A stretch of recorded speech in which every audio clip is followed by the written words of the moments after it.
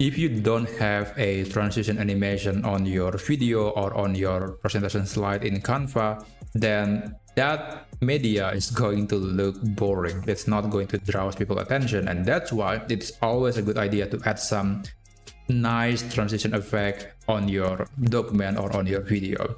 I have this presentation document on Canva. This is not the one that I created. I just use a template. And as you can see, there is no animation at all. This is pretty much plain. There is no effect at all. And it's probably not something that people would like to see, especially if you are planning to present this in front of audience. It's so boring, and I think it's something that we can do better. We can add some transition effects. So in order to do that, first you have to click or open any slide, and after that you want to click animate. And here there are plenty of animation styles that you could apply to this particular page. Let's say I'm going to select corporate, and there is an option to apply the animation on enter, exit, or both. I'm going to select both.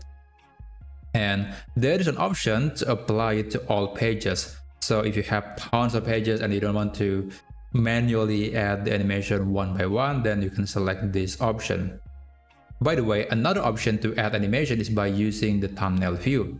You can go to this thumbnail view right here, and I usually enable duration as well, so I can play the animation later.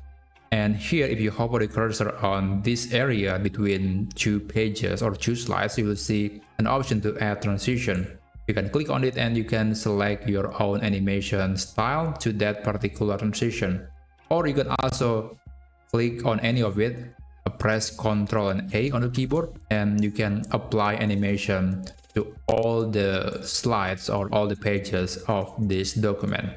So when you're done, you can put the playhead maybe somewhere at the beginning, and you can play the entire animation of your presentation or on your video in Canva. So as you can see, I think this one is infinitely better compared to a presentation without any animation effect. Anyway, I hope you find this video helpful, and I'll see you on the next video.